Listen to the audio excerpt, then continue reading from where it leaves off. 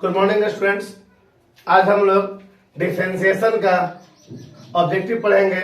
तो स्टार्ट करते हैं। प्रॉब्लम है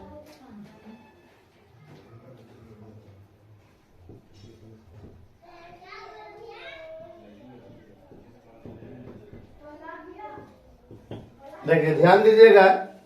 लिखा गया है d cos 2x by d x, d cos 2x by d x equal to what, मतलब cos 2x का डिफरेंशिएशन ज्ञात करना है। क्या ज्ञात करना है? cos 2x का डिफरेंशिएशन ज्ञात करना है। देखिए ध्यान दीजिएगा, d बटा डी एक्स और cos x का formula minus sine x, cos x का फॉर्मूला माइनस साइन एक्स। तो यहाँ पर ध्यान क्या देना है कि दोनों का एंगल बराबर होना चाहिए। जब तक दोनों बराबर नहीं होगा cos का माइनस साइन नहीं हो सकता है। जब तक दोनों बराबर नहीं होगा cos का माइनस साइन नहीं हो सकता है। और जो x यहाँ आएगा वही x यहाँ जाएगा, जो x यहाँ आएगा वही x यहाँ जाएगा। देखिए ध्यान दीजिएगा। तो हम लोग इस प्रॉब्लम को सोल्व करेंगे चेन रूल से। किस रूल से? चेन रूल से सोल्व करते हैं। देखिएगा, d बटा डी cos 2x, अब नीचे क्या लिखा जाए कि बराबर होगा। और जब तक दोनों बराबर नहीं हो सकता है फॉर्मूला अप्लाई नहीं होने वाला। तो हम लोग फॉर्मूला अप्लाई करने के लिए नीचे कितना लाएंगे? 2x। ये मैच नहीं हो रहा था, जो मैच नहीं होगा उसी को हम लोग कहाँ लाएंगे? नीचे लाते हैं। अब जो नीचे आया है एक बार कहाँ जाएंगे लेकर? हम लोग ऊपर गुना में 3 टू डी बटा डी 2x और यहाँ लास्ट में हम लोग x लिख देंगे। अब देखिए, अगर ये दोनों आपस में कट जाएगा, ये दोनों आपस में कट जाएगा तो फिर से हम लोग वही लिख सकते हैं। अब उसके बाद तो cos का फॉर्मूला दोनों मिल चुका है, तो cos का फॉर्मूला माइनस साइन, cos का फॉर्मूला माइनस साइन कब? जब दोनों मैच होगा तब। उसके बाद x कहां से आएगा? तो जो टर्म नीचे होगा वही हमारा x बनता है। तो बताइए अभी नीचे कितना है? तो 2x, तो 2x इनटू, इसके बाद अब यहाँ पर एक कांस्टेंट है और एक वेरिएबल है। जब कांस्टेंट और वेरिएबल साथ में हो जब कांस्टेंट और वेरिएबल साथ में हो तो हम लोग कांस्टेंट को बाहर निकालते हैं। तो यहाँ से 2 को हम बाहर निकालेंगे तो dx by dx, dx by dx। तो ध्यान दीजिएगा, d बटा डी x, इसका वैल्यू कितना हो जाएगा? 1। देखिए माइनस साइन 2x इंटू 2 और इसका वैल्यू कितना आएगा? तो 1। तो इसको गुना कर देंगे तो -2 साइन 2x। प्रॉब्लम सोल्व हुआ। अब देखिए इसको हम लोग शॉर्टकट मेथड से बनाएंगे। तो सबसे पहले cos का डिफरेंशिएशन, cos का डिफरेंशिएशन माइनस साइन, तो माइनस साइन जो है इसको लिख देंगे।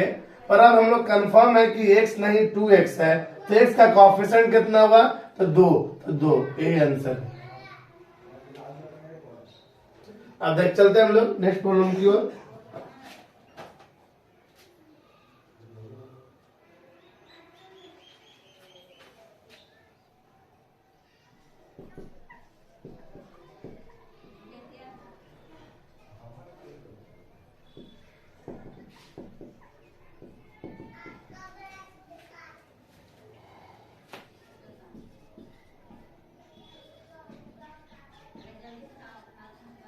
देखिए ध्यान दीजिएगा, अगला प्रॉब्लम है d sin 4x by d x equal to what, मतलब sin 4x का डिफरेंशिएशन। तो sin 4x का डिफरेंशिएशन हम लोग बनाते हैं। इस प्रॉब्लम को हम लोग सोल्व करेंगे चेन रूल से।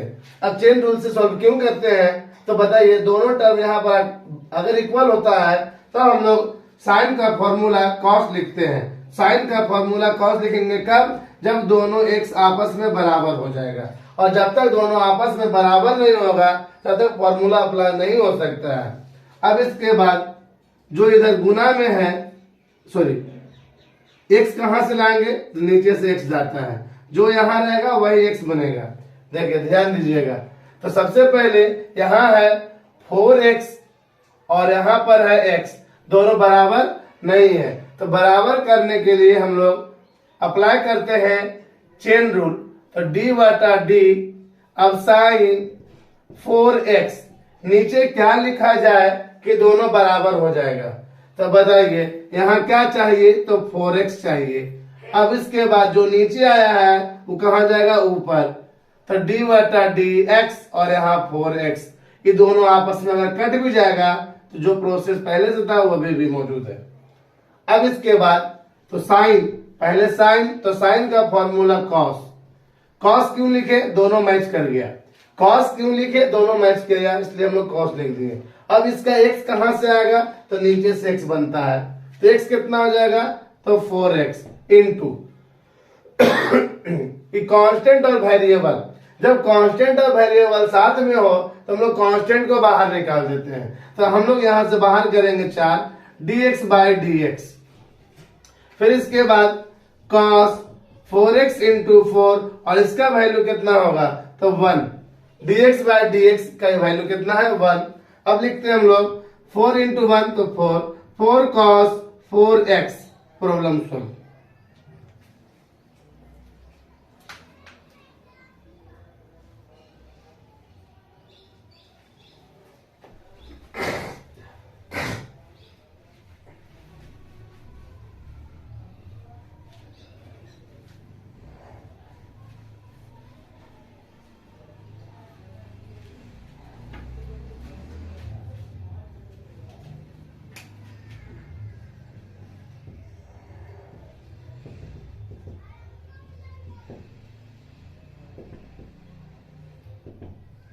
देखिए नेक्स्ट प्रॉब्लम क्या लिखा गया है, d sine inverse x plus cos inverse x by d x equal to what.